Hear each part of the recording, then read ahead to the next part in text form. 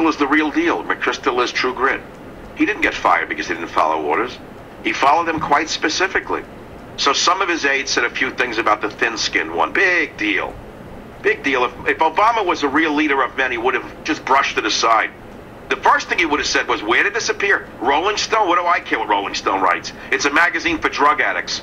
You know, I'm the president of the United States. Instead, we have a president quoting Rolling Stone. It just shows you where the policy is coming from. And it just shows you who's advising him. It shows you how far we have fallen as a nation. That a group of bong smokers out of Harvard read Rolling Stone and go run to the president like little sissies. Ooh, ooh, ooh, ooh, get your skateboards out. Ooh, look what they said about you. Ooh. That's why we are in the shape we're in. That's why the oil spill is getting worse, not better. That's why the confidence in this imposter is at an all-time low. According to a new Wall Street Journal NBC News poll, Americans are now more down about their country and Obama than at any point since the new administration began. Because the people ultimately are finding out what's going on here.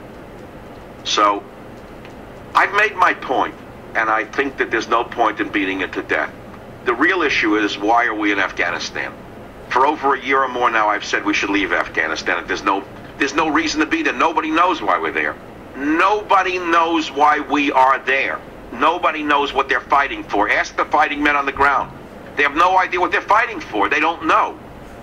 And what's amazing to me is the frauds on the left who are against the war in Iraq and kept egging on a war in Afghanistan. They themselves are responsible for the deaths in Afghanistan. There's no reason to be there. As I said to you, you're not using common sense. Again, you're buying the big lie. Here's the big lie. That unless we prevent the Taliban from taking over the country, it will become a haven for Al-Qaeda, and they'll come from all around the world. And I say, good. Let him come.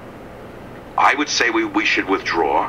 There should be a giant sucking sound as our troops leave.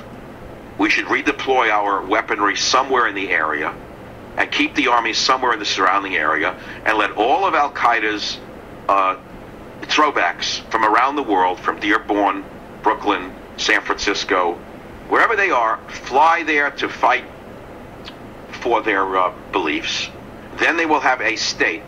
And then we will have an enemy with a state, and then we no longer hear that we don't have an enemy with a state, and we can use the high-tech weapons that we have and wipe them off the planet. What's wrong with my theory? You don't know what I'm talking about. It's hot in New York right now, so they can't think. It's hot in Houston, they can't think. People, I imagine people, I don't know, they're not thinking. I'm looking at my affiliate list. It's pretty big. It's a big list of people here listening to the show. The third largest radio show in America, there's not a thinking person listening. All right, it's hot, it's summertime. Savage.